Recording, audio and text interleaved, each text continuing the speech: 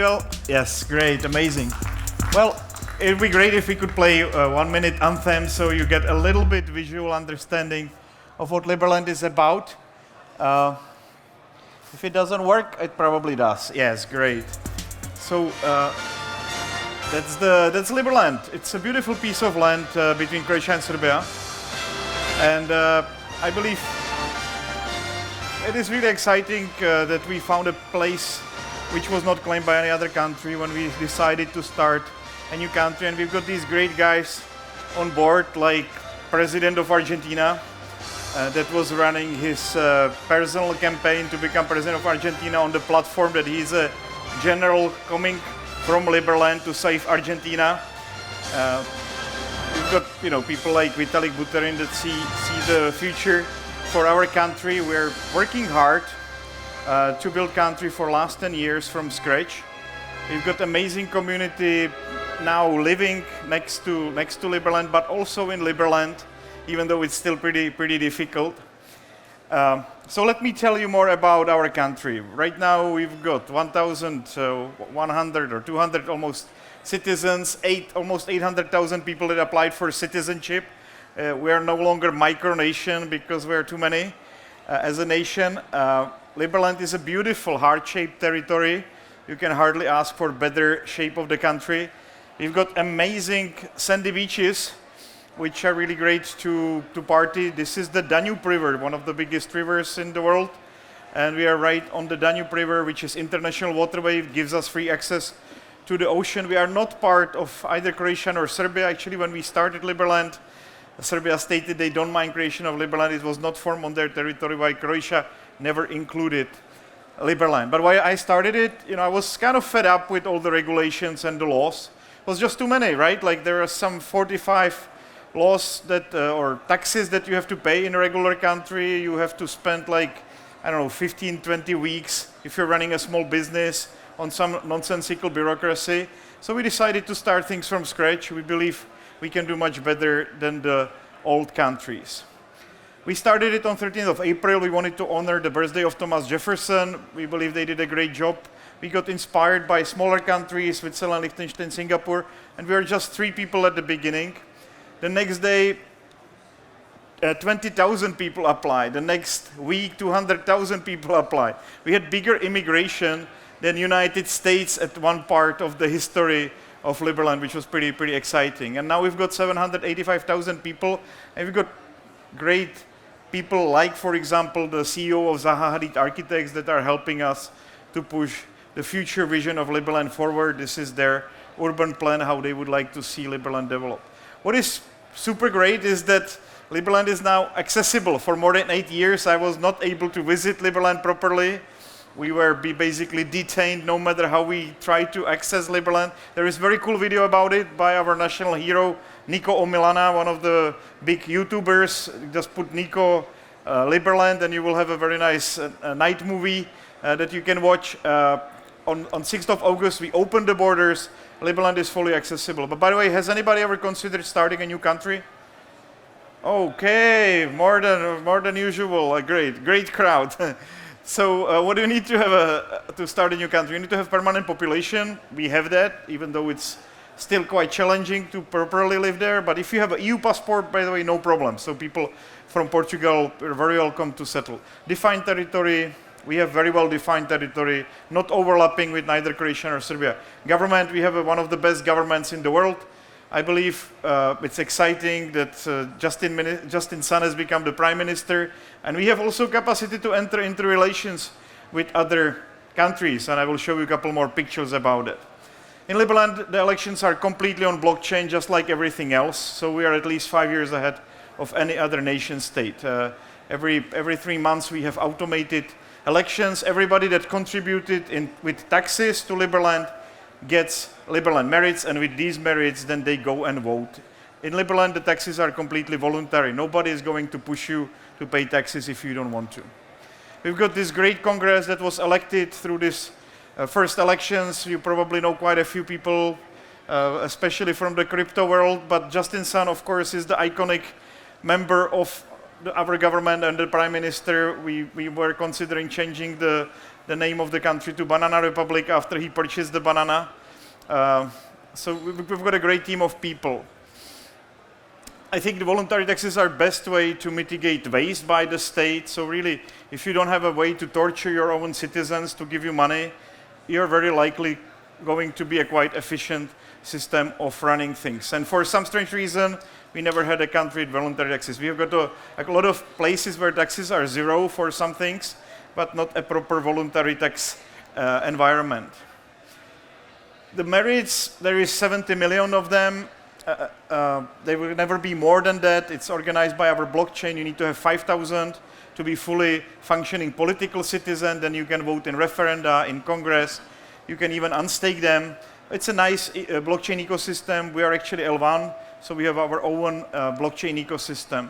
What is exciting is that you can actually remove at least 90% of bureaucrats. Why do you need somebody to put stamps somewhere? Everything can be automated. You send the piece of land to somebody just with a simple NFT, right? This is, I would say, great use case for this technology. You transfer the title to your car, you vote with single click, etc. So our all governance is one single blockchain platform. It's not a theory, everything is working for more than a year now.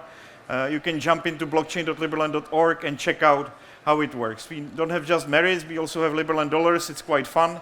There are these huge jumps on the market all the time. It's fun to ride it. Check it out, Liberland dollars LLDs. As I mentioned, everything in Liberland is on blockchain, including the registration of companies. The most popular type of company in Liberland are hackers. They're moving in mass numbers to utilize Liberland jurisdiction and operate out of there. But we're also thinking forward how to improve things even further.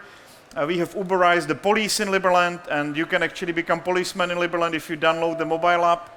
It's called Liberland, and you can take part of the security incident right here, right now. If you share something from this particular lecture, you will be that policeman and you will get rewarded. So if you go again and download the Liberland app, both for Apple as well as Android, you can just check the last job that is there and try how Liberland police actually works. It's all form of auctions. I think it's a great way to keep things transparent in any country. If we are doing something as a country, always do an auction that is available to anybody to take part of. And we're working hard with EU, with US congressmen and senators.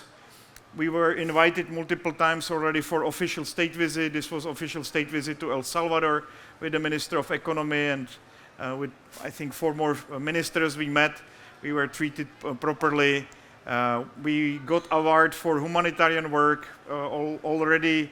We are doing quite a lot of humanitarian all around the world through Liberland Aid Foundation. So if you're doing something cool like the gentleman before me in humanitarian area, consider doing it through Liberland Aid Foundation because it really helps us to move forward.